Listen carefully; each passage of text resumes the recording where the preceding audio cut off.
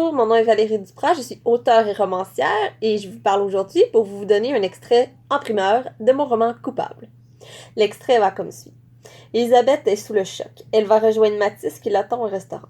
Elisabeth arrive donc avec 15 minutes de retard, les cheveux humides et entremêlés. Mathis la trouve resplendissante et elle le trouve ordinaire. Elisabeth s'excuse de son retard. Ils commandent un menu chacun leur tour. L'homme se souvient du temps où ils se sont connus. Ellie participe plus ou moins à la discussion sans grande conviction. La brunette touche à peine à ce qui se trouve dans son assiette. Elle pense qu'il est trop tôt pour tuer Mathis.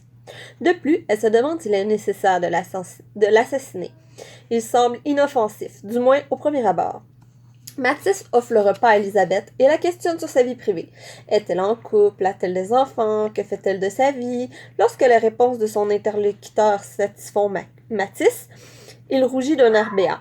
Lorsque le moment de se quitter arrive, il la retient gentiment, lui rappelant qu'il l'a déjà aimée. Il la supplie de rester, ce qu'elle exécute simplement parce qu'elle n'a pas envie de revoir son voisin. Du moins, pas pour l'instant. C'est en se balançant dans un parc qu'il se rappelle de vieux souvenirs, comme la fois où ils se sont rencontrés. À l'époque, Maxence l'attirait à l'écart pour la présenter à des gens sans importance. Il ne supportait tout simplement pas de l'avoir discuté avec un autre garçon. Cependant, ce que Mathis raconte n'intéresse guère Elisabeth, qui se demande si elle doit faire sa lessive ce soir ou plutôt demain. Elle n'arrivait pas à se décider. Elle avait envie de revoir son voisin, mais elle a peur du petit jeu qui se joue entre eux. Soudainement, elle met fin au monologue de Mathis. Elle en a assez de se rappeler ses amitiés perdues. Elle veut partir. Mathis la saisit pour l'embrasser. Le corps raide, elle pose une main sur le corps de l'homme. Puis elle dépose son index à 1 centimètre de son nez afin de la viser. Je veux bien de ton amitié, mais garde ton amour pour toi. De plus, tu devrais savoir que mes baisers ne te font rien. Tu me l'as déjà fait savoir, et moi, ça ne me prend pas des années pour saisir un message. Elle se retourne, le cœur gros. Elisabeth est fâchée. C'est un salaud. Il déteste être seul. S'il croit que je vais boucher tous les trous et en déboucher d'autres, il se trompe. Je vais le tuer, je vais vraiment le tuer. Il ne sait pas ce qu'il veut, il est macho et con. Il mérite de mourir par ses péchés. Sa gourmandise va lui coûter cher.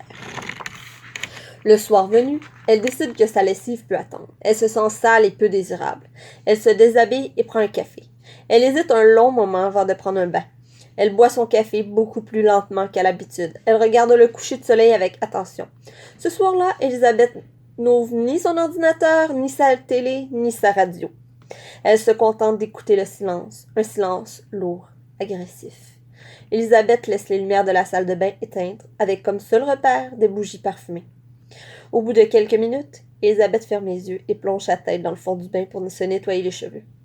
Elle sent une main qui lui retient la tête sous l'eau. Elle croit mourir. Elle décide de ne pas se battre. Elisabeth reste sans bouger. Elle se fiche de mourir. Cependant, elle sait qu'il veut sa peau, ce qui la fait incroyablement souffrir. Lorsqu'elle sent son agresseur prendre la fuite, Elisabeth décide de rester à moitié évanouie au fond de l'eau.